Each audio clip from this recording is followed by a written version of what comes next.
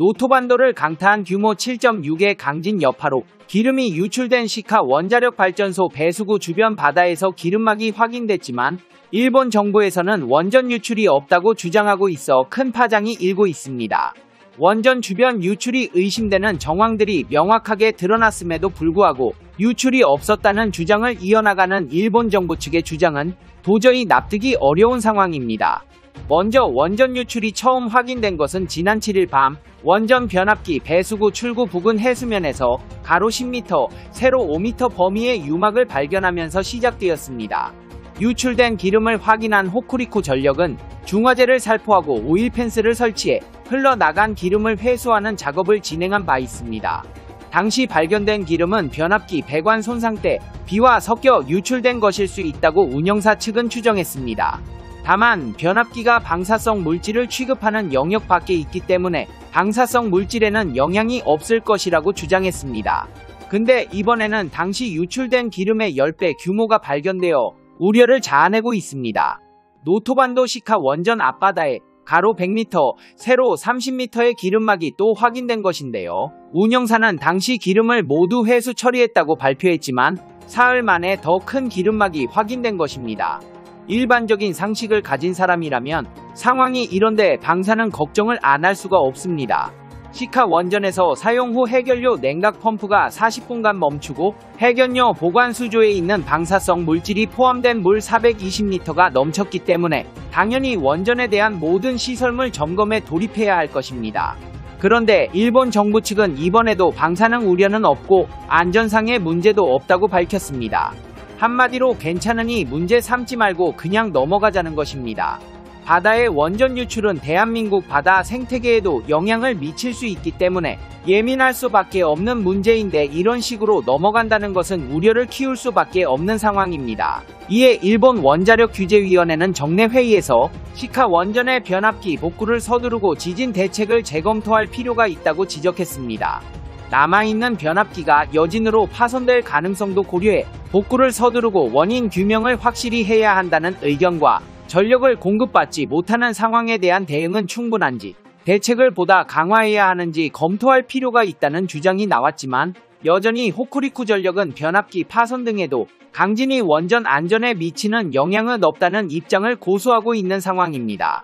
이 와중에 이번 원전의 피해가 적지 않은 규모로 알려지면서 우려를 키우고 있는데요. 변압기가 파손된 시카 원자력 발전소의 운영사는 외부 전원 설비를 완전히 복구하는 데 최소한 반년이 소요될 것이라고 밝혔습니다.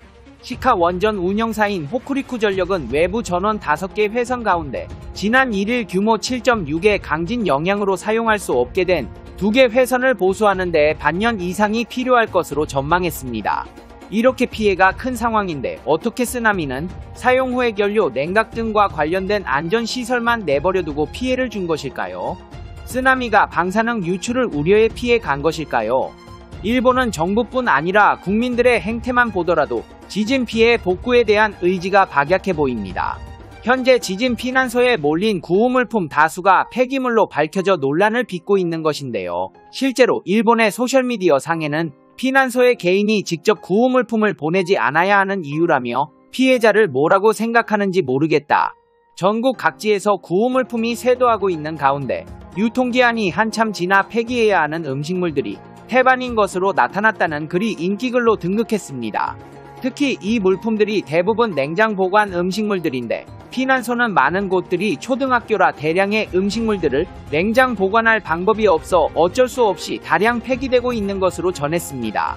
일본 자원봉사자는 매일 엄청난 양의 지원품이 들어오고 있는데 이런 것들을 일일이 구분해 폐기해야 하는 상황이라 인력 낭비의 민폐가 아닐 수 없다. 이를 걸러내지 못했다가 집단 식중독이라도 발생하면 더 심각한 문제가 될 수 있다고 하소연하고 있습니다. 음식뿐만 아니라 해지거나 더러워진 헌 옷 등도 몰려들고 있는데요. 마치 지진 지역에 폐기라도 하듯이 쓰레기들이 모여들고 있어 피해자들의 시름이 더욱 깊어지고 있습니다. 사실 일본은 재난 상황에 쓸데없는 물건을 보내는 것으로 유명했습니다. 작년 튀르키예 지진이 났을 때도 일본인들은 빨간색, 노란색, 초록색 각종 색지로 접은 종이약들을 보냈습니다. 일본의 종이약에는 장식 이상의 의미가 있는데 일본에서는 센바주루라고 불리는 종이약 1000마리를 접어 병원에 있는 환자에게 가져다주며 장수를 기원하는 풍습이 있습니다. 또 종이약은 반핵운동, 평화를 뜻하기도 하는데 그래서인지 일본에서는 핵피해, 지진피해, 전쟁피해, 각종 피해 등의 현장에 종이약을 보내온 역사가 유구한데 받는 입장에서는 고역이 아닐 수가 없습니다.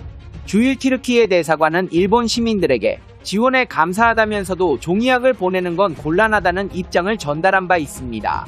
러시아, 우크라이나 침공 사태가 심각화되던 시기에도 사이타마현 장애인 취업지원센터 회원들이 종이약 보내기 캠페인을 준비 중이라고 밝혀 국내외의 비판에 직면한 바 있습니다. 일본 원전 방사능 문제가 시급한데 지진 피난 지역에 쓰레기나 보내고 있는 일본인들, 남에게 피해를 주지 않도록 기본적인 에티켓에 대한 교육이 시급해 보입니다. 페페TV 시청자 여러분은 어떻게 생각하세요? 페페TV는 여러분의 생각이 궁금합니다. 댓글로 여러분의 생각을 남겨주세요. 여러분, 행복한 일은 매일 있습니다. 아무도 당신에게 상처 줄 자격이 없습니다. 다른 사람들이 아무렇게나 던지는 말에 상처받지 말고 오늘도 세상에서 가장 소중한 당신에게 잘해주기로 약속해요. 가장 큰 성공은 행복한 당신입니다. 그럼 다음 영상에서 봬요. 안녕.